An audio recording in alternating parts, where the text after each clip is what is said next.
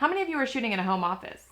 Or if you don't have a home office, maybe you're shooting in a quiet corner or a spare bedroom. It's all good. There's no need to go rent a studio space to shoot your videos. Save your money and instead maybe invest in a few things that you could pop into your backdrop that will help dress your set and represent your brand.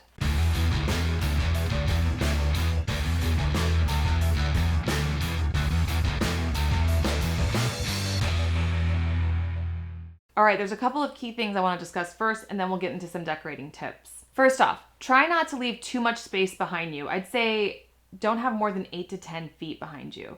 That just opens you up to having more distractions in the background, like your dog or your kids running around, or maybe some clutter in the corner of the kitchen that you didn't know was there. Also, how you position your camera makes a big difference. I have a whole video on framing and composition you can reference for this. Pay attention, of course, to windows behind you. This is my biggest pet peeve and it happens all the time. Do not have a window behind you. Lastly, tidy up your space. You don't want any cords hanging out, maybe, your coffee or your dirty plate from lunch.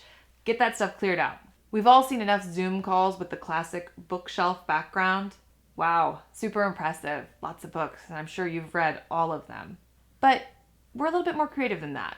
Let's add some personality and life to your backdrop. First, color. When you're using a phone or webcam as your camera, that's fine, but it's hard to make a white wall behind you look pure white. Essentially, the white balance gets kind of messed up, and sometimes it might look yellowish, bluish, or have like a burst of light if you have a light source shining on it that just kind of is like a halo behind you. So if you can avoid a plain white wall, maybe slap some paint on an accent wall in your house that matches your brand. As you can see, that's what I did here.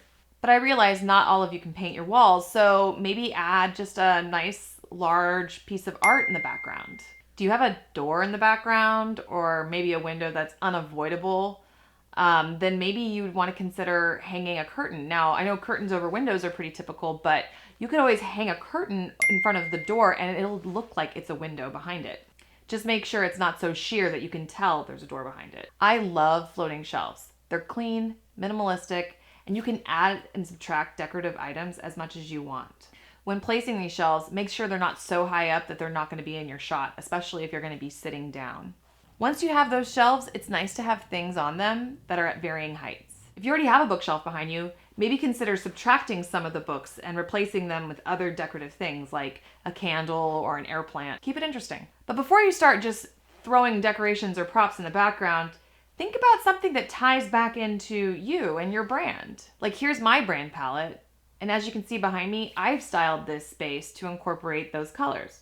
That was no coincidence. Maybe you want to display some awards or diplomas. Add some life to your background with plants. Even fake plants add life. On camera, no one will tell they're fake. Get creative, infuse your personality. I'm telling you, it'll make a difference and people will notice. The course is here, my friends, and for a limited time. Enroll today to claim your spot for 30 minutes to quality video. Visit doitoncamera.com to sign up for the course and gain access to exclusive coaching offers with yours truly. Doitoncamera.com. Are you ready?